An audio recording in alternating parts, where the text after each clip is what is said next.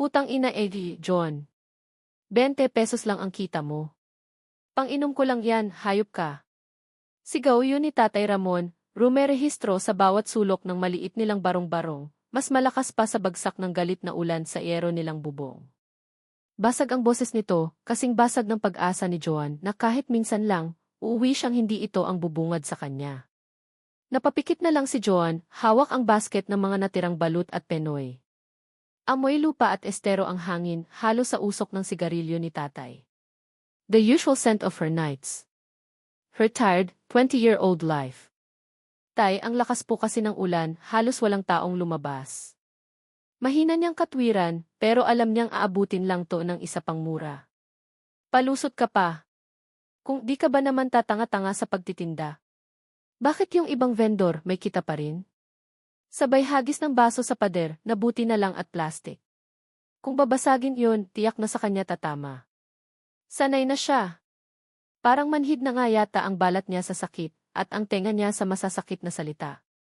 Pero yung puso niya, ay, yun ang hindi masanay-sanay. It still itches, every single time. Pasensya na po, Tay. Yun na lang ang kaya niyang isagot. Ano pa bang i-expect niya? Her father, a man whose dreams drowned in bottles of gin and whose hopes were lost in every losing bet sa sabungan o sa tongits.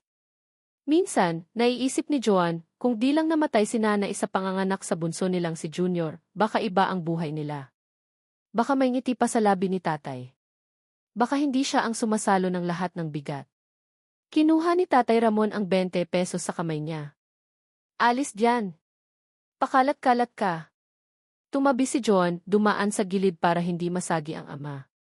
Sa isang sulok, natutulog na si Junior, ang 7-year-old brother niya. Yakap-yakap ang isang lumang tsinelas na ginawang unan. Ang payat ni Junior. Kahit anong kayod ni Joan, parang laging kulang. The guilt was a constant companion, a shadow she couldn't shake off. Dinala niya ang basket sa maliit nilang kusina, kung matatawag mang kusina iyon. Isang lamesang kahoy, isang kalandiuling, at ilang nakasabit na basahan. Nagtimpla siya ng kape, yung matapang, para kahit paano'y gisingin ang nanlalatang diwa. Kailangan niyang maging malakas. Para kay Junior. Kaninang nagtitinda siya sa kanto ng Herbosa, malapit sa palengke, a few hours ago, habang malakas ang buhos ng ulan, may isang eksenang hindi niya malimutan. Basang-basa na siya, pati ang mumurahing payong na hawak niya ay parang gustong bumigay. Konti na lang ang balot niya, pero mas konti ang bumibili. Everyone was rushing home. Except for one old man. Nakakotse ito, isang itim na sedan na mukhang mamahalin. Huminto ito sa tapat niya. Medyo may edad na, pero tindig pa rin. Nakapormal na damit, parang galing sa isang importanteng okasyon. Bumaba ito, may dalang payong na malaki at lumapit sa kanya. Medyo kinabahan si John.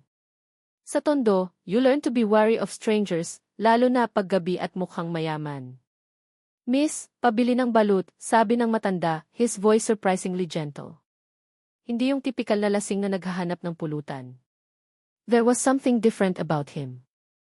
Ilan po, sir, tanong niya, trying to keep her voice steady despite the cold. Bigyan mo ako ng 5. At saka, 5 rin na penoy. Agad siyang kumilos. Pinili niya yung mga mukhang pinakamaganda. Inabot niya ang mga itlog sa supot. 150 po lahat, sir. Kumuha ng wallet ang matanda. John tried not to stare, pero napansin niya ang kapal ng laman yun. He handed her 3 crisp 100 peso bills. Sir, 300 po ito. 150 lang po. Umiti ang matanda. Isang ngiting may halong awa. O paghanga. Hindi niya matiyak. Keep the change, iha. Mukhang mas kailangan mo yan. Nagulat si John. Naku, sir, sobra-sobra na po to. Okay lang po, 150 lang talaga. She wasn't raised to take advantage of anyone, kahit gaano pa kahirap ang buhay. Umiling ang matanda. No, it's okay. You deserve it sa hirap ng panahon ngayon tapos umuulan pa, nagtitinda ka pa rin. Then he looked at her, a long, considering look. Parang may hinahanap o tinitimbang. Sa ganda mong yan, iha, he said, his voice softer now, almost whisper against the rain. Hindi ka nababagay dito. Natigilan si John. For a moment, nakalimutan niya ang ulan, ang lamig, ang gutom. Those words parang may kung anong mainit na dumaloy sa puso niya. Hindi yung pambobola ng mga tambay sa kanto. Iba to, it sounded sincere. Bago pa siya makapagsalita, may inabot itong isang maliit na card. Kung sakali lang, iha. Kung maisipan mo, baka sakaling may maitulong ako. Kinuha niya ang card, still dazed. Esteban Almario. Isi, Almario Holdings Inc. May numero ng telepono. Sige. Ano iyon? Sige na, iha. Mag-iingat ka sa pag-uwi, sabi ng matanda at sumakay na ito sa kotse. Mabilis itong nawala sa kalsada. Naiwan siyang tulala, hawak ang pera at ang business card. 300 pesos. Malaking bagay na iyon. Pambili ng bigas, ng ulam, pambaon ni Junior. Pero mas tumatak sa isip niya yung sinabi nito, sa ganda mong iyan, hindi ka nababagay dito. Hindi siya nagpapaganda. Paano siya magpapaganda kung ang inaatupag niya ay kung paano sila mabubuhay sa araw-araw? Pero she knew, deep down, na meron siyang itsura. Pamana ni nanay, sabi ng mga matatanda sa lugar nila. Pero ano namang silbi ng ganda kung kumakalam ang sikmura mo? Ngayon, sa harap ng malamig niyang kape, those words echoed in her mind. Hindi ka nababagay dito.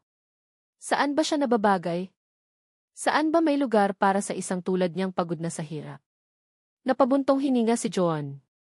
Isang malalim na buntong hininga, puno ng lungkot, ng pagod, at ng isang maliit, kumikislap na tanong, what if? Maya-maya, narinig niyang kumalusko si Junior. Nagising yata. Ate, gutom na ko, sabi ng bata, ay small, sleepy voice. Tumayo si John, lumapit sa kapatid. Okay, bunso. Wait lang, ha? Titingnan ko kung may natirang kanin. Pagbukas niya ng kaldero, nanikip ang dibdib niya. Kaning lamig. Yun lang. At ilang piraso ng tuyo mula pa kahapon. Nakita ni Junior. Okay lang, ate. Yan na lang. Pero para kay John, hindi okay. Hindi okay na ito ang laging kinakain ng kapatid niya. He deserved better. They deserve better. Tears pricked her eyes. Pinunasan niya agad. Bawal umiyak. Bawal maging mahina.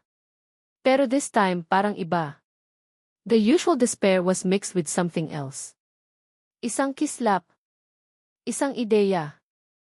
Yung card. Kinapa niya sa bulsa ng luma niyang shorts. Nandoon pa. Medyo basa na sa isang gilid, pero klaro pa rin ang pangalan at numero. Esteban Almario. Silyo. Hindi niya alam kung anong klaseng tulong ang maibibigay nito. Baka trabaho. Kahit anong trabaho, papasukin niya. Tagalinis? Tagahugas? Tagabuhat? Kahit ano. Basta't marangal. Basta't makakaahon sila kahit kaunti. Pero may takot din, what if it was something else? May mga kwento siyang naririnig tungkol sa mga matatandang mayayaman na. Hay, erase, erase. Huwag mag-isip ng masama. The man seemed kind. His eyes, they looked kind. Tiningnan niya si Junior na nagsisimula ng kumain ng kaning lamig. Bawat subo ng bata, parang tinik na tumutusok sa puso niya. No, hindi na pwede to. She had to do something. Kahit nakakahiya. Kahit nakakatakot. Kinuha niya ang luma nilang dekipad na cellphone. Buti na lang may konti pang load. Her hands were trembling. Huminga siya ng malalim. 1, 2, 3. Dinyal niya ang numero sa card. Nag-ring. Isang beses. 2 beses. Diyos ko, sana tama tong ginagawa ko, she prayed silently. Sana ito na yung sagot. On the 3rd ring, someone picked up. Isang boses ng babae, very professional sounding. Almario Holdings, good evening. How may I help you? Napalunok si John. Biglang parang umurong ang dila niya. Anong sasabihin niya? Hello po, she stammered, her voice barely a whisper. Pwede po bang makausap si Esteban Almario? Katahimikan sa kabilang linya. Then, may I know who's calling, please? This was it ang simula ng kung anuman. Ako po si John. John po. Nagtitinda ng balut. Pagkatapos ng tawag na iyon, hindi na mapakali si Joan. The secretary on the line, Cynthia, told her Almario would meet her. Sa isang coffee shop daw sa Binondo, kinabukasan, 1-0 Binondo. Ang layo nun sa Tondo. At coffee shop. Nakailang beses pa lang yata siyang nakapasok sa ganung lugar sa buong buhay niya, at laging may kasama, hindi para sa sarili niya. All night, she tossed and turned on their shared banig with Junior. Anong isusuot niya? Wala siyang disenteng damit. Yung pinaglumaan niyang blouse at pantalon, pwede na kaya? Paano kung mukha siyang ewan, out of place? Paano kung pinagtitripan lang siya nung matanda? O baka naman totoo? Sa ganda mong yan, iha, hindi ka nababagay dito. Bumabalik na naman yung sinabi ni Lolo Tebn. Ang weird, no? Matandang lalaki, pero parang hindi naman bastos yung dating. Parang concern? Ewan. Ang gulo. Kinabukasan, maaga siyang gumising. Nagluto ng sinangag at itlog para kay Junior. Hiniram niya yung plansa ng kapitbahay nilang si Aling Nena, pinlansa yung medyo kupas pero malinis pa niyang floral blouse at itim na slacks. Nagpulbos, nagsuklay. Tiningnan niya ang sarili sa basag nilang salamin. Kaya mo to, John. Para kay Junior. Pagdating niya sa Binondo, medyo na culture shock siya. Ang daming tao, ang iingay ng mga sasakyan pero iba yung ingay. Hindi yung chaotic na ingay ng Tondo. This was the sound of commerce, of business. Nakakapanibago ang mga building, matataas, at ang daming Chinese characters sa mga sign. The smell of hopia and other Chinese delicacies wafted through the air. Stark contrast to the estero scent she was used to. Nahanap niya yung coffee shop, kapihan ni Lolo ang pangalan. Medyo social pero hindi intimidating. Pagpasok niya, malamig. Aircon. At ang bango ng kape. Nakita niya agad si Lolo Teb sa isang table sa gilid, malapit sa bintana. Nakabihis pa rin ito ng formal, naka-long sleeves na polo, pero mas relax na ang dating kaysa kagabi. He looked up as she approached, and a small smile touched his lips. John, iha. Buti nakarating ka. Maupo ka. Good morning po, Sir Lolo Teb. Nahihiya pa rin siya. He chuckled. Lolo Teb is fine. O, ano nang gusto mong inumin? Kape? Juice? Kahit ano po, okay lang. Ayaw niyang maging choosy. He ordered for them, black coffee for himself, and cappuccino for her. Nung dumating yung cappuccino, with foam art pa na puso, napangiti si Joan. Ang cute. First time niya makatikim ng ganun. So, John, Lolo Teb began, after the waiter left. Nagulat ka siguro sa tawag ko, o sa pag-imbita ko sa'yo dito. Tumango si John. Medyo po. Hindi ko po kasi alam kung bakit. Diretsahan na, iha. I was impressed with you last night. Sa gitna ng ulan, sa delikadong lugar, you were still out there, working hard. Nakita ko yung determinasyon mo. John just listened, her heart beating a little faster. Ano kayang sasabihin niya? I need a part-time secretary, John. Someone to help me with advice schedules, organize some files, run small errands. Mga ganyang bagay. I'm getting old, and the current secretary is already swamped with work from the main office. Napatingin si John. Secretary? Siya. Pero, Lolo Teb, high school graduate lang po ako. At tagatinda lang po ako ng balut. Baka po hindi ako qualified. Being a balut vendor requires honesty, grit, and good math skills. Tama, he said, a twinkle in his eye. Nakita ko yung honesty mo nung sinoli mo yung sobrang bayad ko. At sigurado akong magaling ka sa kwentahan. As for the skills, I can train you. Ang kailangan ko ay yung mapagkakatiwalaan at masipag. At nakikita ko yun sa'yo. Hindi makapaniwala si John. Is this for real? Ang offer ko, iha, ay 15,000 pesos a month. Part-time lang, 4 hours a day, Monday to Friday.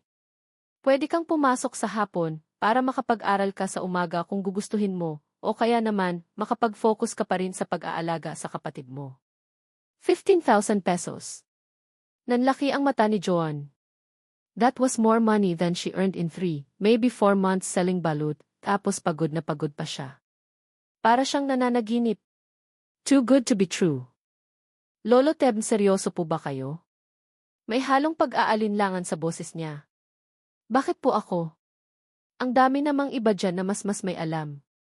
He leaned back, his expression softening. Joan, minsan sa buhay, may mga taong nakikita natin na may potensyal, na kailangan lang ng kaunting tulong, ng isang pagkakataon. I believe you are one of them. At saka, may tiwala ako sa instinct ko. Pakiramdam ko, hindi ako magkakamali sa'yo. His words were warm, like a comforting blanket. Parang tatay na nakikipag-usap sa anak. For the first time in a long time, someone was seeing her, not just as a vendor, not just as a girl from Tondo, but as someone with potential. A wave of kilig washed over her, not the romantic kind, but the thrill of hope, of being valued. Pero may part pa rin sa kanya na nagdududa. What's the catch? Walang libre sa mundo, di ba? Pag-iisipan ko po, Lolo Teb, she said finally. Pwede po ba? Of course, iha. Take your time. Pero sana, pagbigyan mo ang alok ko. Think of it as a door opening for you and your brother. After their coffee, Lolo Teb insisted on driving her home. Nako, sir, wag na po. Nakakahiya. Mag-jeep na lang po ako. Ano ka ba? Ihahatid na kita. Delikado na sa labas, at para makita ko na rin kung saan ka nakatira, para alam ko kung saan ka susunduin o ihahatid ng driver ko, kung sakali. Driver. Susunduin? Parang lalong nagiging surreal ang lahat. Wala na siyang nagawa kundi sumakay. The car was even fancier up close. Malinis, mabango, malamig. It was a world away from the cramped, smelly jeepneys she usually rode. Habang nasa biyahe, tahimik lang sila. Joan was lost in her thoughts, a whirlwind of hope and fear. Lolo Teb seemed to sense her turmoil and didn't press her for conversation. Pagdating nila malapit sa eskinita papasok sa kanila, Joan said, "Dito na lang po, Lolo Teb. Mahirap na pong pumasok yung kotse niyo." He nodded. Sige, iha. Tawagan mo ako o si Cynthia kung ano man ang desisyon mo, ha? Opo. Maraming salamat po ulit. Pagbaba niya ng kotse, a few curious neighbors were already peeking from their windows. Chismis fodder na naman to, for sure. As Lolo Teb's car was about to turn the corner, another car, a sleek, sporty-looking black SUV, pulled up beside it. The window of the SUV rolled down, and Joan saw the young man, maybe in his late 20s or early 30s, good-looking but with a stern, almost arrogant expression. He looked at Lolo Teb, then his eyes flickered towards Joan, who was still standing beside the roadside. It was a quick glance, but it was sharp and cold. Parang sinisipat siya mula ulo hanggang paa. May halong disapproval. Suspicion. The young man said something to Lolo Teb, too low for Joan to hear. Lolo Teb just nodded, and then his car drove off, followed beside the SUV. Naiwan si Joan na medyo kinabahan. Sino kaya iyon? Ang titig nito, parang may something. Parang ayaw nito sa kanya. This must be that risky part, that tension she was feeling earlier. Maybe that was his son. The thought made her uneasy. Kung anak nga ayun ni Lolo Teb, at ganun na ang tingin sa kanya, paano pa kaya kung tatanggapin niya yung trabaho? The next day, John was still undecided. Pinakain niya si Junior, naglaba, naglinis. Pero yung isip niya, lumilipad. 15,000. Is chance for better life. Is chance for Junior to eat more than just kaning lamig and tuyo. Around noon, may kumatok sa pinto nila. Isang lalaking nakauniforme ng messenger. May dala siyang brown envelope. Para daw kay Ignace John de la Cruz. Kinakabahan niyang binuksan. It was a formal letter, on a very expensive-looking paper with a letterhead, Almario Holdings Inc. It was a job offer. Position, personal assistant to the CEO, part-time. Salary, yay 15,000 per month. Working hours, 1 oras sa to 5 oras sa, Mondays to Fridays. Start date, next Monday. Nanginginig ang kamay ni Joan habang binabasa. Totoo nga. Hindi siya nananaginip. Then, her eyes caught a small section at the bottom, under special conditions of employment. It read, the employee agrees and understands that this is a strictly professional engagement. Therefore, any form of romantic or inappropriately personal relationship between the employee and Esteban Almario, or any member of his immediate family, is expressly prohibited and shall be grounds for immediate termination. Natigilan si Joan. Walang romantikong relasyon. Bakit may ganong clause? Did Lolo Teb put it there? O baka yung anak niyang masungit ang nagpalagay? Para protektahan ang ama niya mula sa mga babaeng tulad niya. The words felt like a slap. So, iniisip nila na baka may intensyon siyang higit pa sa trabaho.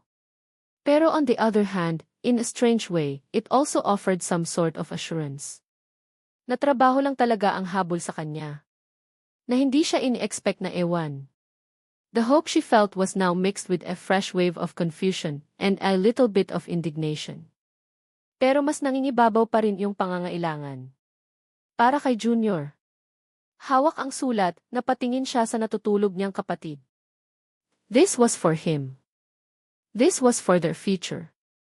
Kahit ano pa yang special condition na yan. Kakayanin niya. The first few weeks of John's new job were a blur of new experiences. Ang opisina ni Lolo Teb ay hindi sa main building ng Almario Holdings sa Makati, kundi isang mas maliit, mas private na office space sa isang luma pero well-maintained na building sa may eskolta. Parang mas gusto ni Lolo Teb ang tahimik. Everyday, isang company car ang sumusundo kay John sa kanto nila. At first, nahihiya siya, pinagtitinginan ng mga kapitbahay. May mga ngumingiti, may mga bumubulong. Umasenso na si John, sabi ng iba. Swerte naman, nakabingwit ng matandang mayaman, bulong naman ng mga inggitera. John tried her best to ignore them. Ang mahalaga, may trabaho siya, at nakakapagpadala siya ng pera kay Aling Nena para sa pagkain at baon ni Junior. Si Aling Nena na muna ang pinakiusapan niyang magbantay kay Junior tuwing hapon. Her tasks were simple enough, answering calls for Lolo Teb, organizing his schedule, na hindi naman masyadong puno, and making sure he had his coffee, black, 2 sugars, at 3 sharp. Minsan, inuutusan siyang bumili ng gamot o kaya ay magbayad ng bills. She learned quickly. And Cynthia, Lolo Teb's main secretary who was based in Makati, would sometimes call to give her instructions or ask for updates. Medyo masungit si Cynthia at first, parang laging nagdududa, but John remained polite and efficient, and eventually, Cynthia seemed to warm up to her, a little. Si Lolo Teb, he was always kind. Patient. Never siyang pinagalitan nito kahit minsan ay nagkakamali siya. He would just gently correct her. Okay lang yan, Joan. Matututunan mo rin lahat. He'd even ask about Junior kung kumusta ang pag-aaral nito. Minsan, may uwi siyang pasalubong, prutas, o kaya ilibro para kay Junior. This kindness, it was disarming. Hindi siya sanay. Sa bahay, puro sigaw at mura ang naririnig niya. Sa trabahong ito, it was all respect and quiet encouragement. Pero minsan, John would catch Lolo Teb looking at her. Hindi yung tingin na creepy. It was softer. More thoughtful. Parang may something more. Naguguluhan siya. She would always remember the clause in her contract, walang romantikong relasyon. It was a constant reminder to keep her distance, to keep things professional. One afternoon, habang naglalakad siya pa uwi mula sa kanto kung saan siya hinatid ng company car, she had this uneasy feeling. Parang may sumusunod sa kanya. Lumingon siya, pero wala namang kahina-hinalang tao. Baka guni-guni niya lang. Sa tondo, it paid to be paranoid. Pero the feeling persisted for a few more days. Tuwing pauwi siya, parang may mga matang nakatutok sa likod niya. She started to feel a knot of takot in her stomach. Sino naman kaya ang magkaka-interes na sundan siya? Isang hapon, medyo late na siyang nakauwi. Lolo Tebn had asked her to stay a bit longer to finish typing some personal letters for him. Medyo madilim na sa eskinita nila. As she was fumbling for her keys, a man suddenly stepped out from the shadows. "Miss, sandali lang," sabi ng lalaki. Medyo mukhang brusko. Napatalon si John sa gulat. "Sino ka? Anong kailangan mo?" Her heart was pounding. "Whole day per ba to?" "Huwag kang matakot, miss. May itatanong lang sana ako." "Ano iyon? Ikaw ba si John de la Cruz?" "Bakit? May nagpapabigay lang nito sa'yo." The man handed her a small, plain white envelope. Walang pangalan, walang address. Bago pa makapagtanong si Joan, mabilis na tumalikod ang lalaki at nawala sa dilim. Nanginginig ang kamay ni Joan habang hawak ang sobre.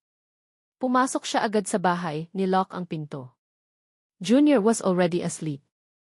She opened the envelope. Inside was a single sheet of paper. Nakasulat in printed letters. "Layuan Dance Pamilya Almario. Alam namin kung saan ile nakatira." Nanlamig ang buong katawan ni Joan. Sino to? Bakit siya pinagbabantaan? Could it be Lolo Tebn's son? Yung masungit na lalaking nakita niya dati. The thought terrified her. Alam nila kung saan siya nakatira. Alam nila si Junior. The next day at work, John couldn't concentrate. Palagi niyang naiisip yung threat. She tried to act normal, but Lolo Tebn seemed to notice. "May problema ba, John?" he asked gently during their afternoon coffee. "O wala po, Lolo Tebn. Okay lang po ako." She couldn't bring herself to tell him. Natatakot siya. Baka lalong lumaki ang gulo. Baka tanggalin siya sa trabaho. He just looked at her, his eyes searching. "Sigurado ka? You seem distracted." "Pagod lang po siguro, Lolo." She forced a smile. Later that day, Lolo Tebn asked her to retrieve a file from a tall cabinet. The file was on the topmost shelf. John, being not very tall, had to tiptoe and stretch. As she reached for it, she felt her blouse ride up a bit at the back, and the strap of her bra became slightly exposed. Biglang, naramdaman niya ang kamay ni Lolo Tebn sa likod niya. Very gently, he pulled her blouse down and adjusted the strap, tucking it neatly back under her blouse. "Ayan," he said softly, his voice a little hoarse. "Baka malamigan ka." Nag-freeze si John. His fingers had brushed her skin for a fleeting second. It was a light touch, almost accidental, but it sent a shiver down her spine. When she turned, their eyes met, and in his eyes, she saw it again, that soft, tender look. Pero this time, may kasamang lungkot. O baka longing. Her heart did a funny little flip. Kilig. A different kind of kilig this time. Hindi na lang dahil sa pag-asa, kundi something more personal. Something that made her cheeks flush. Salamat po, Lolo," she stammered, quickly looking away. Kinuha niya yung folder at bumalik sa desk niya, her mind racing. What was that? Was he interested in her? Despite the age gap? Despite her being just John from Tondo? No, it couldn't be. Yung contract. Walang romantikong relasyon. She must be imagining things. Pero yung init ng kamay niya, yung titig niya, it felt too real. The following week, Lolo Tebn had to attend a business conference in Cebu for 3 days. And Cynthia would be with him. John was left to manage the Escolta office, mostly just answering calls and keeping things steady. On the second day Lolo Tebn was away, something strange happened. John was organizing some old receipts when Ricky Almario, Lolo Tebn's son, the stern-faced man from the SE, suddenly walked into the office. John had only seen him once from a distance, but she recognized him instantly. Masungit pa rin ang itsura. He was impeccably dressed in a tailored suit, looking every bit the powerful here. "Where's this my father?" he asked curtly, without even greeting. His voice was cold, demanding. "Good afternoon po, sir," John said, standing up. Si Almario po, nasa Cebu po for the conference. Babalik po sila bukas ng hapon. Ricky Almario's eyes scanned the small office, then landed on her. It was that same scrutinizing look from before, but more intense this time.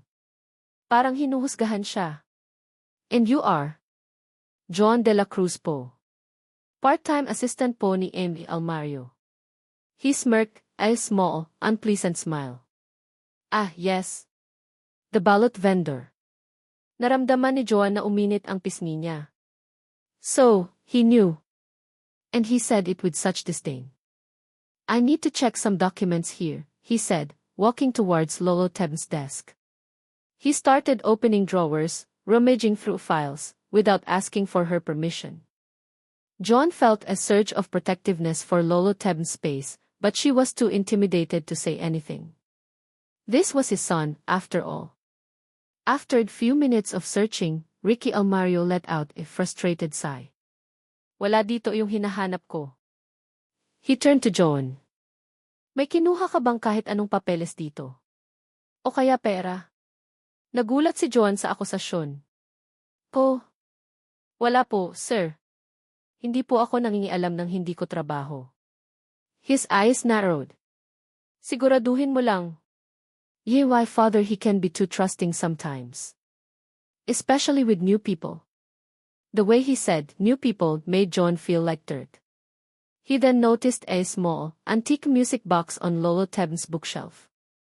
It was one of Lolo Teb's favorite things, something from his late wife. Ricky picked it up, examined it, then his eyes widened slightly.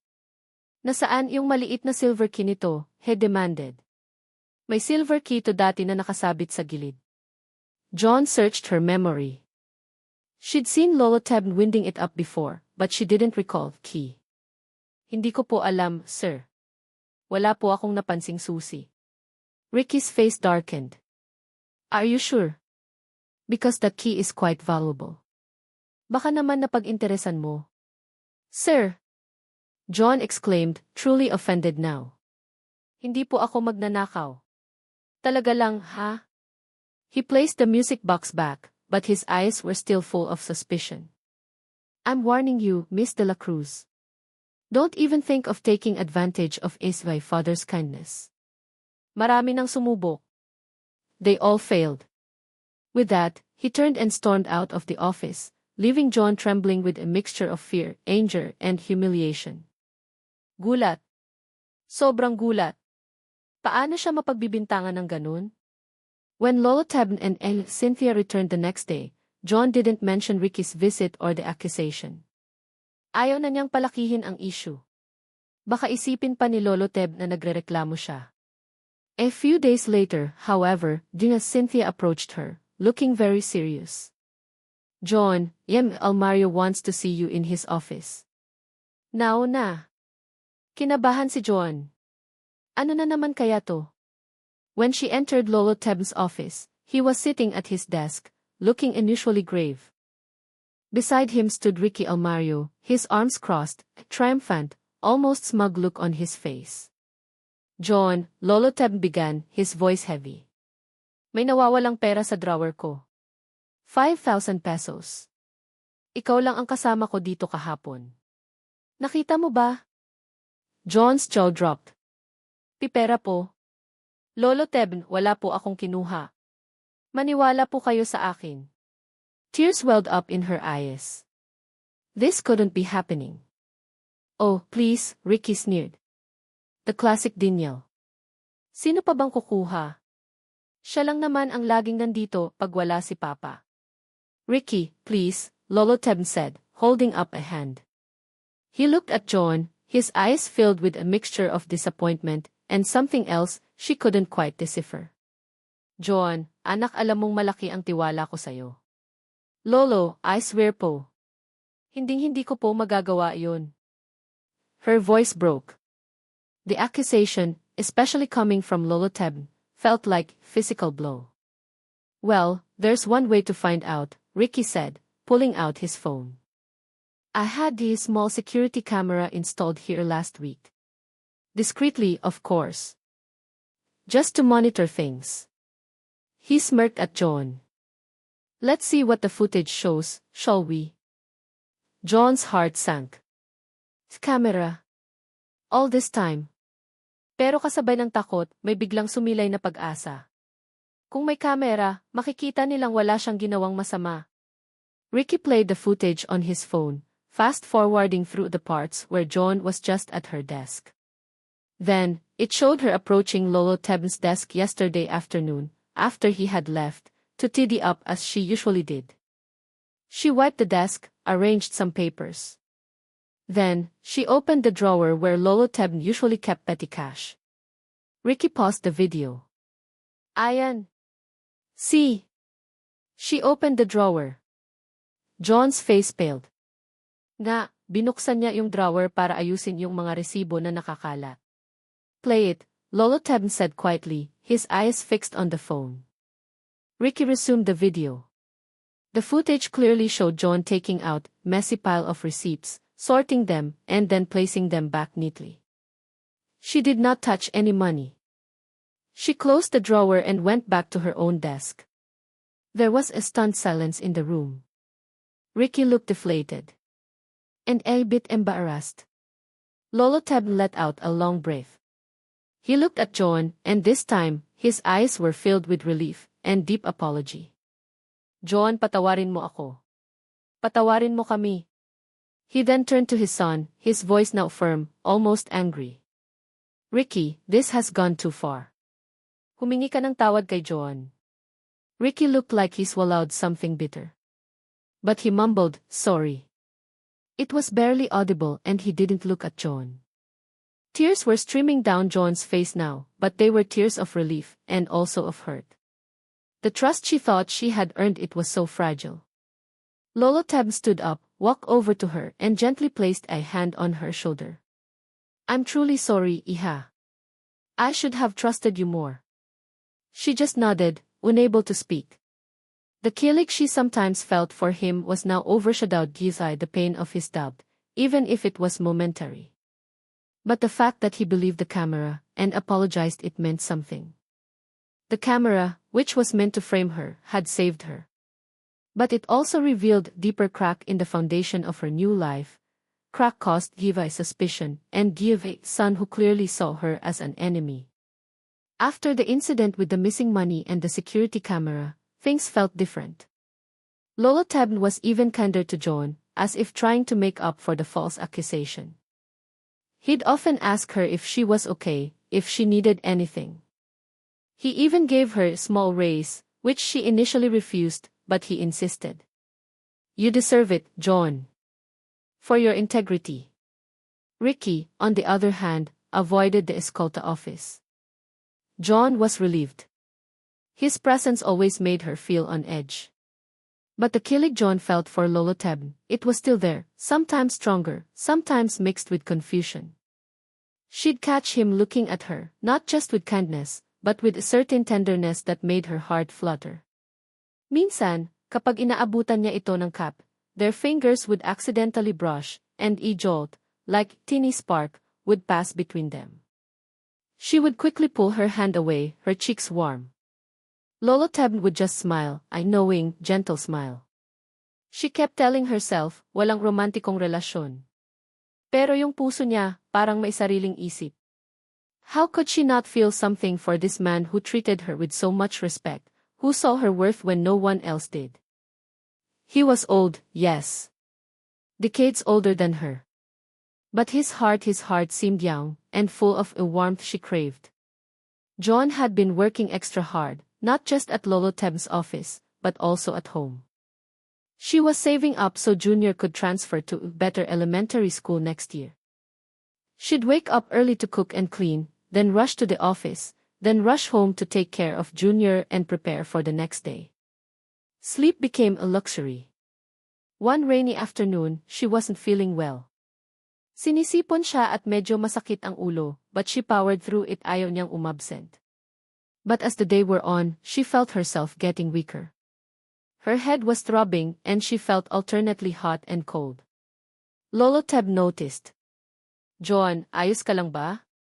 Namumutla ka. Okay lang po, Lolo, she said, trying to sound cheerful. Medyo masama lang po ang pakiramdam. Umuwi ka na kaya, iha? Magpahinga ka. Nako, wag na po. Konti na lang naman po, tapos na yung mga kailangan yung pirmahan. She tried to stand up to get the document, but a wave of dizziness hit her. Napahawak siya sa mesa. John! Lolo Tebn was beside her side in an instant, his hand on her arm, steadying her. He touched her forehead. Napakainit mo. May lagnat ka. His voice was filled with an alarm that surprised her. Halika, ihahatid na kita sa doktor. Wag na po, Lolo, nakakahiya, she protested weakly. Kaya ko pa po. Hindi pwede. Delikado yan. He was already dialing his driver. Manong Fred, pasundo kami dito sa eskolta, ASAP. Emergency. Before John could protest further, Lolo Tebn was helping her out of the office and into the car. Instead of a clinic, he directed Manong Fred to a quiet, private rest house he owned in a secluded part of Quezon City. Isang maliit na bahay na napapaligiran ng halaman, very peaceful. Lolo, bakit po dito? John asked, her voice hoarse. She was feeling worse, her body aching. Mas makakapagpahinga ka dito, iha. Tahimik. Ako na ang tatawag ng doktor para tingnan ka dito. He helped her inside. The house was simple but elegant, very clean. He led her to a comfortable guest room. Mahiga ka na dyan. Papakuha ako ng gamot at malinis na damit. John was too weak to argue. She felt a strange mixture of gratitude and embarrassment. Lolo Tebn was personally taking care of her. It was overwhelming. His doctor arrived, a kind, elderly woman who seemed to be a personal friend of Lolo Tebn. She checked John, confirmed it was a bad case of flu, bordering on pneumonia, likely from overfatigue. She gave her medication and advised complete bed rest. For the next 2 days, Lolo Tebn himself looked after her.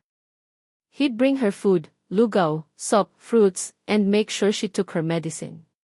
He'd sit beside her bedside, sometimes just reading a book quietly, sometimes telling her stories about his travels when he was younger, or about his late wife, Elena. Mahal na mahal ko si Elena, he said one evening, his voice soft, his eyes looking distant, tinged with a familiar sadness that John had seen before. She was Jinbi everything. Nung nawala siya, parang nawala na rin ng kulay ang mundo ko. For a long time, I just existed. I never thought I'd feel anything deeply again. John listened, her heart aching for him. She saw not just the sea, the kind old man, but the widower who had loved and lost deeply. Lolo, she whispered, reaching out to touch his hand. It was a spontaneous gesture, born out of a desire to comfort him. He looked at her, surprised, then his hand turned to gently clasp hers. His skin was warm, his grip surprisingly firm. John, you remind me so much of her youthful spirit. Her kindness. Her resilience. Her heart skipped a beat. Kilig again, but this time, it was intense, undeniable. That night, her fever was still high. Lolo Tebn stayed with her, sponging her forehead with cool cloth. The room was dimly lit by a small kerosene lamp on the bedside table, as the power had unexpectedly gone out in the area due to the strong winds and rain. The flickering light cast dancing shadows on the walls, creating an intimate, almost magical atmosphere. John was half asleep, drifting in and out of consciousness. In her fevered state, her defenses were down. Lolo, she murmured, her eyes barely open. At Sam, he leaned closer. May kailangan ka, iha? Salamat po, she whispered. Salamat sa lahat. Ang bait-bait niyo po sa akin. He smiled. Wala yun, John. You deserve to be taken care of. Then, almost involuntarily, the words tumbled out of her mouth, soft but clear in the quiet room. Lolo, mahal ko na yata kayo. There. She said it. Her deepest, most confusing secret. Lolo Tebn froze. His hand, which was about to wipe her forehead again, stilled. He looked at her, his eyes wide in the dim light, searching her face. Was she delirious? Or did she mean it? John, realizing what she had just confessed, felt flush creep up her neck, hotter than her fever. Oh my God, what did she just do? She wanted to take it back, to disappear. But Loloteb remained silent. He didn't confirm, didn't deny, didn't say anything. He just continued to look at her, his expression unreadable. After a long moment, he gently squeezed her hand, then quietly resumed wiping her forehead. Ang katahimikan ay mas mabigat pa sa anumang salita. John closed her eyes, mortified. She wished the ground would swallow her. The next morning, John's fever had broken. She felt weak but much better. When she woke up, Loloteb was not in the room. A new set of clothes was laid out for her, and a note saying breakfast was ready downstairs. She dressed slowly, her mind replaying her confession. Did he hear it? What did he think? Was he disgusted? Angry? When she went down, Loloteb was at the small dining table, reading newspaper. He looked up and smiled. Gising ka na pala, iha. How are you feeling? Maayos na po, Lolo. Salamat po ulit. She couldn't meet his eyes. They ate breakfast in an awkward silence, very different from their usual easy companionship. John wanted to apologize, to say she didn't mean it, that it was just the fever talking. But she couldn't find the words. After breakfast, as Manong Fred was preparing the car to take her home, Loloteb walked her to the door. John, he said, his voice serious. She finally looked at him, bracing herself for she didn't know what. Rejection? A lecture about the contract. Instead, he reached out and gently took her hand. His thumb caressed the back of her palm. It was a simple touch, but it spoke volumes. Magpagaling ka ng husto, ha, he said, his eyes soft again, but this time, there was new emotion in them, a clear, unambiguous affection that made her breath catch. Maghihintay ako. Maghihintay ako. For what? Her to get well. Or for something more. The next Monday, when John returned to the Escolta office, fully recovered, she was a bundle of nerves. How would Loloteb act? Would he pretend her confession never happened? As she was settling at her desk, Loloteb walked out of his office. He stopped by her table, smiled at her, a genuine, warm smile that reached his eyes. Then, in full view of Manong Fred who had just delivered some papers, and the cleaning lady who was sweeping nearby, Loloteb reached for John's hand, interlaced his fingers with hers, and gave it a gentle squeeze. Welcome back, John, he said, his voice loud enough for the others to hear. I missed you. John's eyes widened in gulat. Her face turned beet red. Manong Fred's jaw dropped, and the cleaning lady almost dropped her wallis. It was public declaration. He wasn't just holding her hand, he was claiming it. He was showing everyone that she was special to him. The unspoken answer to her confession. The silent acknowledgement of a love that dared to bloom against all odds. The killing exploded in John's chest, so powerful it almost buckled her knees. He wasn't disgusted. He wasn't angry. He felt something too.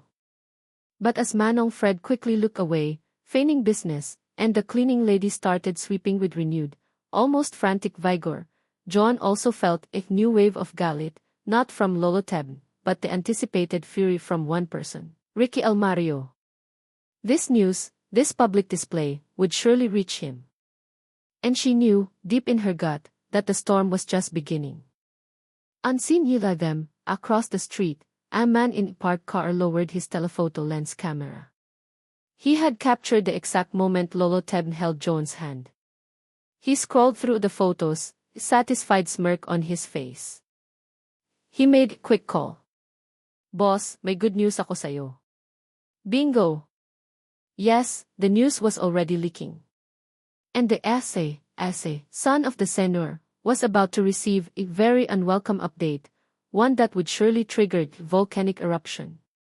The hand-holding incident, as it became known among the few staff private to Loloteb's Escolta office, was just the beginning. True enough, the news, complete with a grainy photo taken nearly that man across the street, reached Ricky Almario faster than a thunder fire. Ang sumunod ay isang unos. Isang malaking unos. Ricky, along with his two older sisters, Marissa and Carla, both equally formidable and protective of the Almario name and fortune, confronted Lolo Tebn.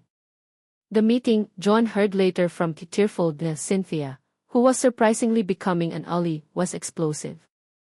It happened at the main Almario mansion in Forbes Park, a place John couldn't even imagine.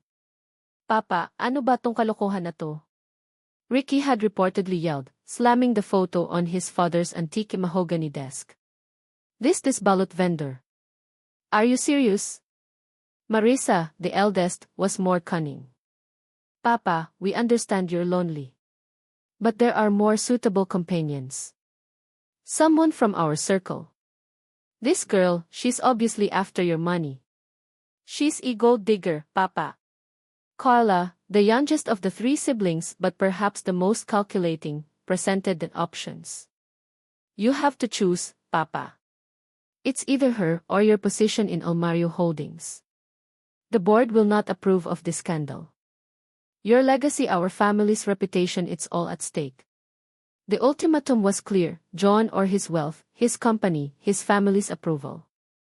Lolo Tebn, according to Cynthia, was quiet for a long time. He looked at his children, one, his eyes filled with profound lungkot. Akala ko ba, ang kaligayahan ko ang mahalaga sa inyo? He finally asked, his voice weary. For years, I've lived for this family, for this company. Ngayon lang ako hihiling ng para sa sarili ko. But she's not for you, Papa. Ricky insisted, his voice laced with jealousy that was perhaps not just about the money, but also about his father's affection being diverted to an outsider, someone he deemed utterly unworthy. She makes me happy, Lolo Tebn stated simply, but firmly. And that's all that matters to me now. The family was aghast. They couldn't believe their father would choose a young, penniless girl over everything he had worked for. The battle lines were drawn. Lolo Tebn, true to his word, chose John. He started divesting his shares in Almario Holdings, transferring control to his children, much to their shock. He was essentially giving up his empire. He kept only the Escolta office, the Quezon City rest house, and a modest amount of savings, enough for him and John to live comfortably, but nothing compared to the Almario fortune. Are you sure about this, Lolo? John asked him one evening, her heart heavy with a mixture of love, guilt, and takot. They were at the Elidse rest house, which was slowly becoming their home. Ayokong maging dahilan ng gulo sa pamilya niyo. He held her hand, his gaze unwavering. John, matagal na akong hindi masaya. Pera, kumpanya, they mean nothing if you have no one to share your life with, no one who genuinely cares for you. With you, I feel alive again. Ikaw ang pinipili ko. His words, so full of conviction, melted her fears. How could she not love this man who was willing to give up so much for her? A few weeks later, Lolo Tebn and John went to the munisipyo. Walang ingranding kasalan, walang bisita, walang puting bestida o barong. Just the two of them, two witnesses, Manong Fred and a reluctant Cynthia, and the mayor who officiated the civil wedding. John wore the simple cream-colored dress she bought from a department store. Lolo Tebn wore plain barong. As they exchanged their vows, John's eyes welled up. These weren't just words, they were promises of a lifetime, a commitment made against a backdrop of disapproval and uncertainty. Estevan, take you, John, to be my lawfully wedded wife. John, take you, Estevan, to be my lawfully wedded husband. When the mayor said, "You may now kiss the bride," Lolo Tebn gently lifted her chin and kissed her, a soft, tender kiss that sealed their unconventional union. It wasn't a kiss of fiery passion, but one of deep affection, respect, and a shared quiet joy. In that moment, all the noise from the outside world faded. It was just him and her. Man and wife. Their life together was simple, but happy. Lolo Tebn, or Mahal, as John now fondly called him, and he called her, mahal ko, taught her many things, about art, literature, even how to manage household finances properly. John, in turn, brought youth, laughter, and her delicious home-cooked meals into his life. She continued to tend to the small garden at the rest house, planting vegetables and flowers. Nagtitinda pa rin siya ng balut at penoy on some evenings, not because they needed the money, but because, as she told Estevan, ito ang nagbigay sa akin sa'yo, mahal. It keeps me grounded. He would just smile and sometimes accompany her, sitting on a nearby bench, content to watch his wife. Their age gap was still a topic of gossip for some, but they learned to ignore it. What mattered was the love they shared, a love that was quiet, steady, and true. Then, few months into their marriage, John started feeling unwell. Morning sickness. Pagkahilo. She had a suspicion, fluttering hope in her heart. She bought a pregnancy test kit from the nearby botica. One morning, while Estevan was out buying pandesal, she took the test. 2 lines. Positive. Napatakip siya sa bibig, tears of joy and disbelief streaming down her face. Buntis siya. Magkakaanak sila ni Estevan. It was a miracle, something she never thought possible, especially given Estevan's age. When Estevan came back, she showed him the test, her hand trembling. He stared at it, then at her, then back at the test. A slow smile spread across his face, a smile so radiant it made him look years younger. Mahal ko, totoo ba to? Opo, mahal. Magiging tatay ka ulit. He embraced her tightly, burying his face in her hair. John felt his shoulders shake. When he pulled back, his eyes were wet. This is the greatest gift, John. Akala ko, hindi na mangyayari to ulit sa buhay ko. Their happiness, however, was short-lived. The news of John's pregnancy reached the Almario siblings.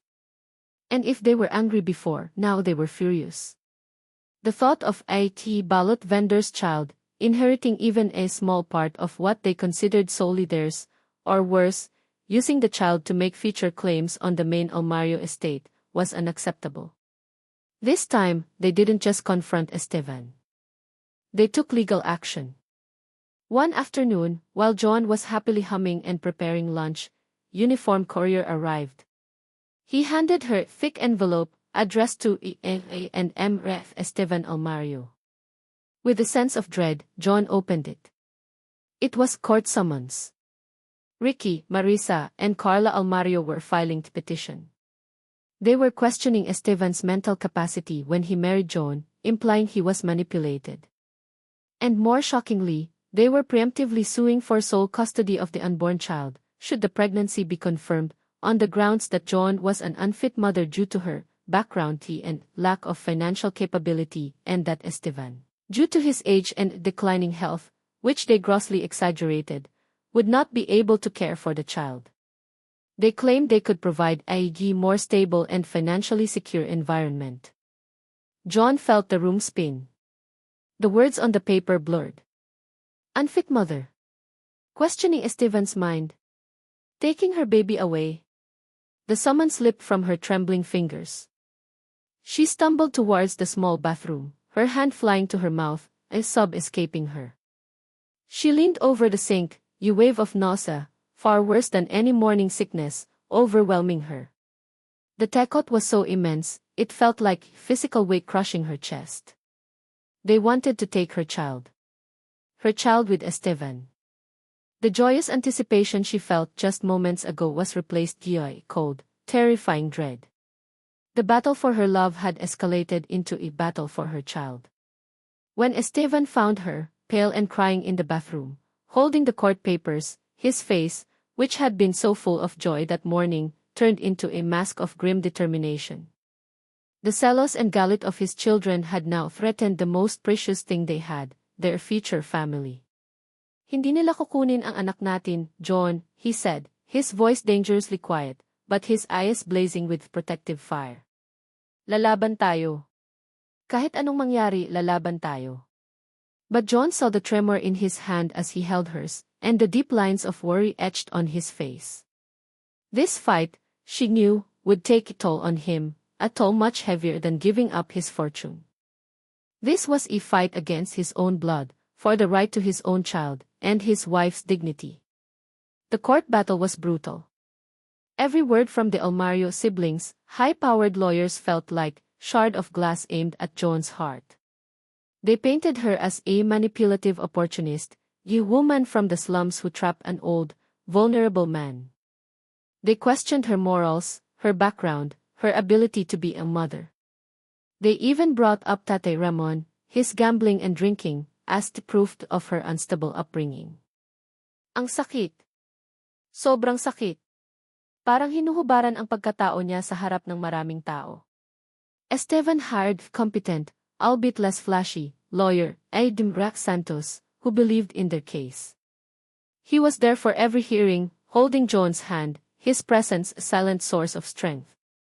But Joan could see the toll it was taking on him. He looked older, more tired.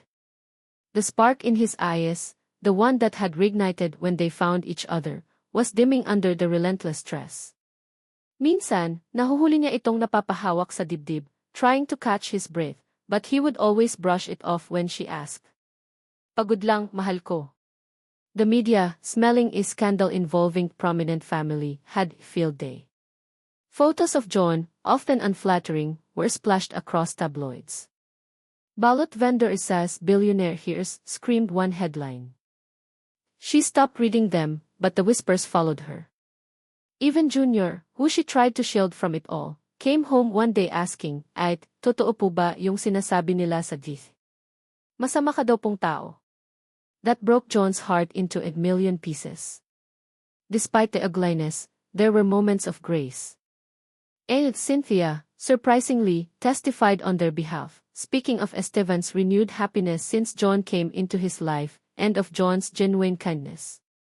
Aling Nena also spoke, her voice trembling but firm, about Joan's dedication to Junior and her hard-working nature. These small acts of loyalty were like beacons of light in the overwhelming darkness. One evening, after a particularly grueling day in court where Ricky's lawyer had been especially vicious, Esteban seemed more withdrawn than usual. They were in their small living room at the Elitse rest house. Joan, now heavily pregnant, was gently massaging his tired shoulders.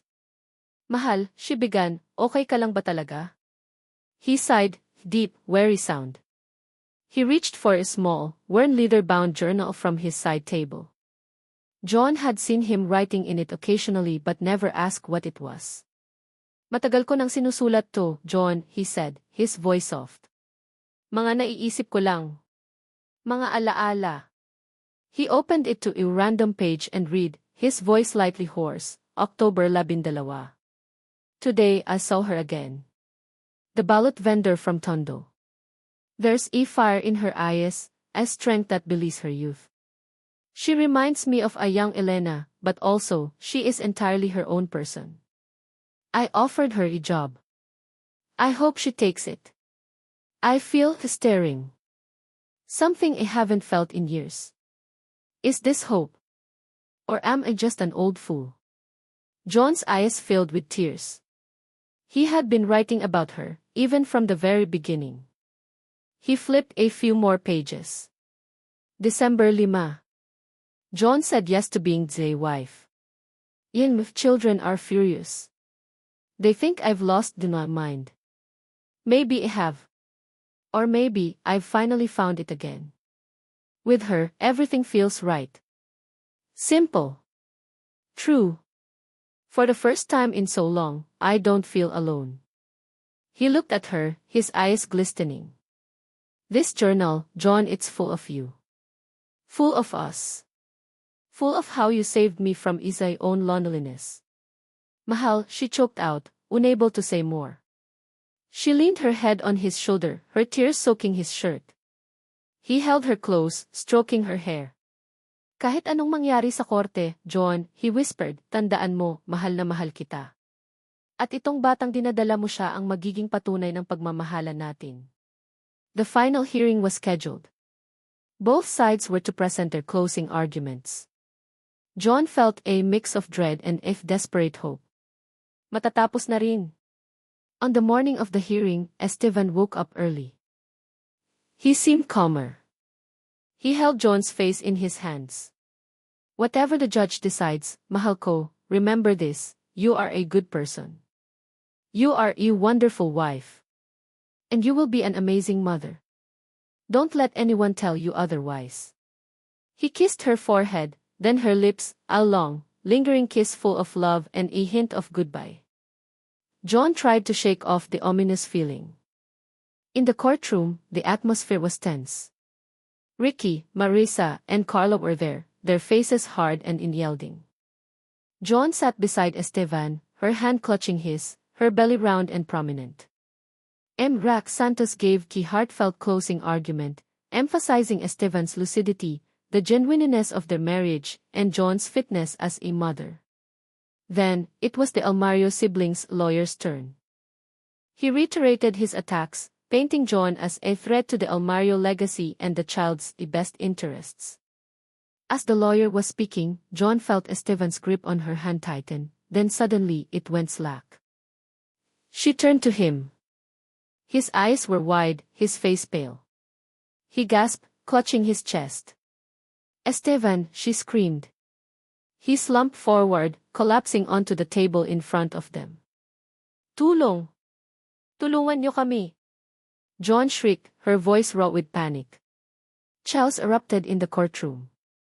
Paramedics were called. Ricky and his sisters looked on, shocked, but none of them moved to help. It was Rack Santos and a court aide who rushed to Estevan's side. John knelt beside him, her tears blending her. Mahal! Mahal, gumising ka. Please! She held his hand, the hand that had held hers through so much. It was cold. Limp. They rushed Estevan to the nearest hospital. John, hysterical, tried to go with him in the ambulance, but she was gently held back. Ma'am, baka makasama po sa inyo, sa kalagayan nyo. She waited at the hospital, pacing, praying, her world collapsing around her. Rack Santos stayed with her. After what felt like an eternity, a doctor came out, his face grave. I'm so sorry, Dimrek Almario di. No, hindi pwede. We did everything we could. Almario suffered a massive heart attack. He didn't make it tea. The words hit John like a physical blow. Napaluhod siya. Ang sakit. Isang sakit na hindi niya akalaing mararamdaman niya.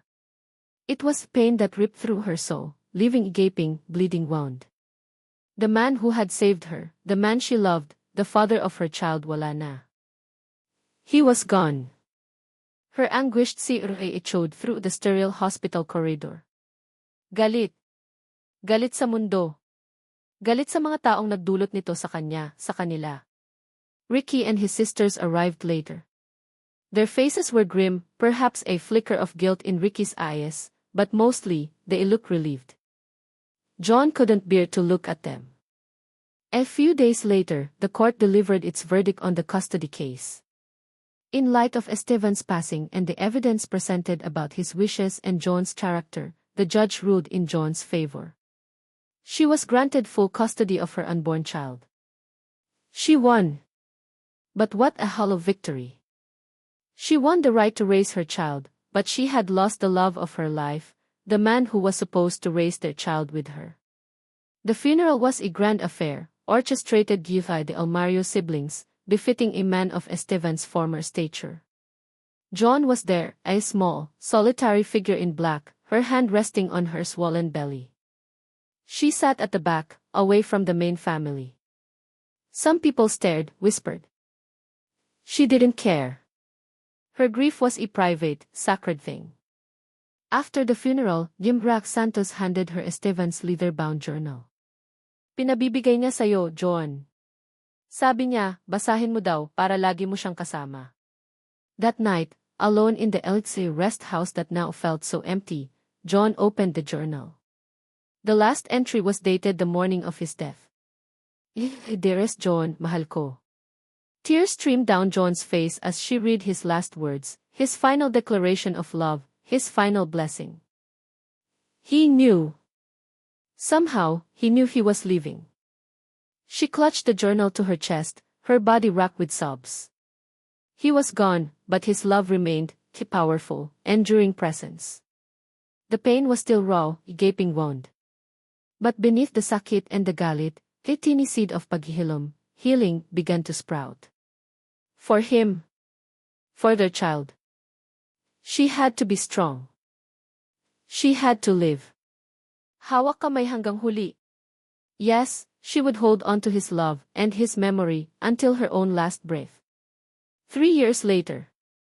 Ang dating maliit na bakuran ng rest house ni Estevan ay isa ng munting paraiso. Mga halaman, bulaklak, at isang maliit na vegetable patch ang bumubuhay dito. Sa isang sulok, may munting playhouse at kalat-kalat na mga laruan. John, now 25, looked different. May maturity na sa kanyang mga mata, isang quiet confidence na wala dati. Nakasuot siya ng simpleng bestida, pero may dating. She moved with a grace that spoke of her hard-earned peace. Ang balut business niya, it was no longer just a basket she carried around Tondo. Balut Queen Yvay Joan Almario, yan ang nakapinta sa isang makulay na food cart na nakaparada sa labas ng isang maliit pero malinis na commercial stall sa Binondo. Hindi kalayuan sa kapihan ni Lolo, the coffee shop where Estevan first offered her job. Her balut and penoy, now with her own special gourmet vinegar dips, a recipe she developed with Lolo Teb in mind, were a hit. She even had a small team of single mothers from Tondo working for her, giving them the same chance Lolo Teb gave her. Regular siyang nagdadaos ng balut making and small business workshop para sa mga kababaihan sa komunidad. Mommy! Mommy! Isang masiglang boses ang tumawag. A little girl, around 2.5 years old, with bright, intelligent eyes and Estevan's gentle smile, came running towards John, her pigtails bouncing. Siya si Teresa, or Tessa, as everyone fondly called her, named after Estevan's mother, and also a subtle nod to Estevan himself. Hello, you little love. John scooped Tessa into her arms, showering her with kisses. How was your playtime with Lola Nena? Aling Nena, now Tessa's beloved yaya and John's trusted household manager, smiled from the doorway. Nako, Joan, ang batang yan, parang mailolo Teb na bumulong. Ang hilig sa libro. John chuckled. Nga. Tessa loved books, just like her papa. Life after Estevan was a journey. The first year was the hardest. The grief was a constant etch, the loneliness at night almost unbearable. But the thought of Tessa growing inside her, Estevan's last gift, kept her going. Nanganak siya, mag-isa sa delivery room, but she felt Estevan's presence, his words from the journal echoing in her heart, ikaw ang tahanan ng anak natin. She used the modest savings Estevan left her, plus her own determination, to slowly build her Balut Queen business. It wasn't easy. May mga nangutya pa rin. Balut vendor lang, trying hard maging businesswoman. But she remembered Estevan's belief in her. You are strong. You will overcome this. And she did. The Almario siblings. They left her alone after Estevan's death and the court's decision. Perhaps out of guilt, or perhaps because she was no longer a direct threat to their inheritance. John never sought anything from them. She was content with what she and Estevan had built, however small. One afternoon, habang nagliligpit sila ni Tessa ng mga laruan, Tessa picked up a small, framed photo from the bedside table. It was John and Estevan's wedding photo from the municipio. Mommy, who is this man with you? Tessa asked, her small finger pointing at Estevan. John's heart clenched, a familiar pang of lungkot mixed with a sweet kilig. She sat Tessa on her lap. That, anak, is your papa. Your Papa Estevan. This is Papa. Tessa's eyes widened. Where is he, Mommy? Why is he not here like Tito Junior's Papa? Junior was now a happy, healthy grade schooler, often visiting them. John took a deep breath. She had always known this day would come. Your Papa is in heaven now, watching over us. He loved you very, very much, even before you were born. If did he go to heaven, Mommy? Because God needed another angel, anak. And your papa was a very, very good man. She paused, then added softly, trying to find the simplest words. Minsan kasi, anak, ang pinili mong pag-ibig, hindi nauunawaan ng lahat. Minsan, mahirap. Minsan, masakit. Pero kung iyon ang tunay na pag-ibig para sa iyo, yun ang magbibigay sa iyo ng tunay na ligaya, kahit saglit lang. Your papa, he was a true love. And you, anak, you are our greatest treasure. Tessa looked at the photo again, then up at John, her little face serious. I love Papa too, Mommy. John hugged her tightly, tears welling up. I know you do, anak. And he loves you more than words can say. Later, John opened a small, velvet box. Inside was a simple gold locket, one Esteban had given her shortly after Tessa was born. It had the teeny, almost invisible inscription, E loves ye, I ampersand si ihawak kamay. She gently placed it around Tessa's neck. This was from your papa, for you. Tessa touched the locket, a smile blooming on her face. It's pretty, Mommy. That evening, there was a small neighborhood fiesta near their place. Hindi kasing ingrande ng mga fiesta sa probinsya, pero masaya. May mga kantahan, sayawan at mga pailaw. John and Tessa, with Aling Nena, decided to watch from the rooftop of their small house, which offered a good view. They had bought some Deva lanterns earlier. John wrote a simple message on one, Salamat, mahal. We miss you. We love you. She helped Tessa light the wick. Together, they released it into the darkening terror. The lantern floated upwards, a small beacon of orange light joining the other festive lanterns, carrying the message of love and remembrance. Tessa clapped her hands in delight, her eyes sparkling brighter than the lanterns. Bye-bye, Papa's letter. John smiled, a genuine, peaceful smile. The sakit was still there, dull ache that would probably never fully disappear. But now, it was intertwined with deep sense of pag-asa and paghihilom. She had loved and been loved fiercely. She had Esteban's legacy in Tessa, and in the life she had built. She looked at Tessa, who was now chattering happily about the colors of the lanterns. This was her life now. A life filled with the laughter of her child, the warmth of a small community, and the enduring love of a man who dared to choose her. Esteban was right. She had found happiness again. It's a different kind of happiness, perhaps, but just as true, just as precious. The Balot Queen of Binondo looked up at the at the myriad of lights, and whispered to the stars, Salamat, Papa Esteban. Salamat sa lahat. And somewhere, among those stars, she felt him smile back. Hawak kamay hanggang huli. At hanggang sa muli. Mahal kong mga mambabasa. Una sa lahat, mula sa kaibuturan ng aking puso, maraming salamat sa inyong pagsubaybay sa bawat kabanata ng kwento ni Joan at Lolo Teb. Ang inyong oras, ang inyong mga emosyon na ibinahagi ninyo sa kanilang paglalakbay, ay isang bagay na hindi ko kailanman malilimutan. Habang isinusulat ko ang Balot at Buntong Hininga sa Tondo, hanggang sa Balot Queen ng Binondo, para na rin akong sumakay sa isang roller coaster ng damdamin kasama sila. Naramdaman ko ang lungkot ni Joan sa gitna ng kahirapan, ang kanyang gulat at unti-unting namumuong pag-asa nang makilala si Lolo Teb. Naranasan ko ang kilig sa bawat simpleng kilos at salita, ang takot sa mga pagsubok, ang selos na sumubok sa kanilang relasyon, ang sakit ng pagkawala at sa huli ang matamis na paghilom. Nais kong likhain ang isang kwentong hindi lamang puro tamis at pangarap, kundi isang salamin ng buhay, may pait, may pakikibaka, ngunit laging may puwang para sa tunay at wagas na pag-ibig, sa anumang anyo o edad. Nais kong ipakita na ang pag-ibig ay matatagpuan sa mga di inaasahang pagkakataon, at ang tunay na lakas ay madalas na nagmumula sa kakayahang bumangon mula sa kabiguan. Ang mga pangunahing mensahe na sana inapulot ninyo ay: ang tunay na pag-ibig ay walang pinipiling edad, estado sa buhay, o panlabas na anyo. Ang koneksyon ng dalawang puso ay higit pa sa mga pamantayan ng lipunan. Ang katatagan ng loob at pagpupursige ay kayang lampasan ang anumang hamon.